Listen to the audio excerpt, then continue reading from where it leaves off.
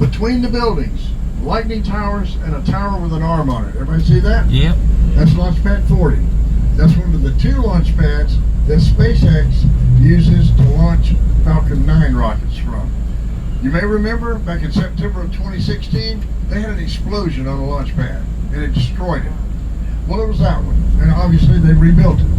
And then further to your left, there's a thin white building, lightning towers, and a gray structure that looks like an upside down golf club or hockey stick. Everybody see that? All right, that's Launch Pad 41. That is where United Launch Alliance launches Atlas V rockets from. Now, somebody mentioned the Boeing Starliner.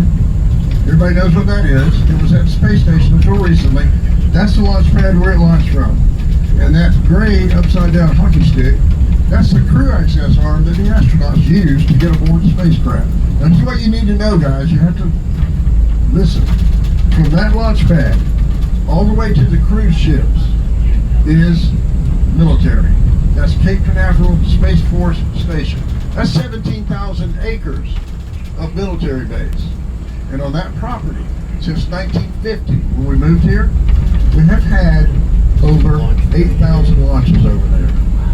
Really busy place. Now let's keep going to your left. You see the black tower, the white water tower, and that really, really tall tower. Everybody see that? That's Launch Pad 39A. That is on Kennedy Space Center. That's where SpaceX launches the remaining Falcon 9s from here, Falcon Heavies, and astronauts on the Crew Dragon capsule. You know they do launch astronauts, right? In fact, yesterday they launched astronauts. And then further to your left, over the island, you see some lightning towers and another tower. That's 39B. That is where the Artemis moon rocket launches from, the SLS rocket. And that tower you see is the mobile launch platform for that moon rocket. Now we can get you nearer to those two. We cannot get you any nearer to the military base. Now let me give you a little bit of historical perspective. Kennedy Space Center was built for Apollo because that large military area is not big enough for Apollo. Does everybody know about the rockets we used to put astronauts on the moon? The Saturn V moon rockets, you know what I'm talking about? Those enormous rockets.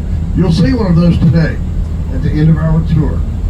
They are humongous. They, sitting on the launch pad, fully fueled, held 1 million gallons of fuel. And if one of those rockets on the launch pad or shortly after liftoff exploded, it would have created a debris field 6 miles wide. That area is just not big enough for that. So they built Kennedy Space Center. Now on that first stage of that big, enormous, giant moon rocket were 5 engines. They were called F1 engines. Today, they're still the most powerful engine ever built.